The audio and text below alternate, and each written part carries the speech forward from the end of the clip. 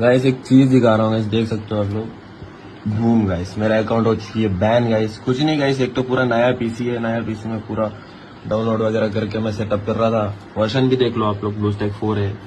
इसे ही डाउनलोड किया, guest account खोला मैंने, उसके बाद वहाँ पे कस्टम हर्ड वगैरह सेट किया, उसके बाद गेस्ट अकाउंट लॉग आउट करके मेरा मेन अकाउंट खोला तो गाइस बूम हो चुकी है, बैन हो चुकी है गाइस।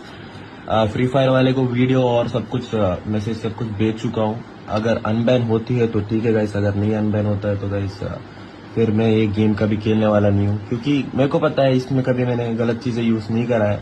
तो फालतू में ऐसे ही बैन कर दे रहे, मतलब इस गेम खेलने का कोई मतलब ही नहीं है गाइस। तो आप लोग को भी यही बता रहा हूँ कि कोई गेम में टॉप अप मत करना गाइस, क्योंकि कोई गारंटी नहीं है इस गेम का, कभी भी कुछ भी हो सकता है। देख सकते हो बूम हो चुकी है गाइस, उड़ चुकी है फाइनली। हैकर हैकर बोल रहे थे और ये लो गाइस, हेटर्स कुछ भी सोच लो, कुछ भी समझ लो, मेरे को पता है मैं क्या हूँ, ठीक है।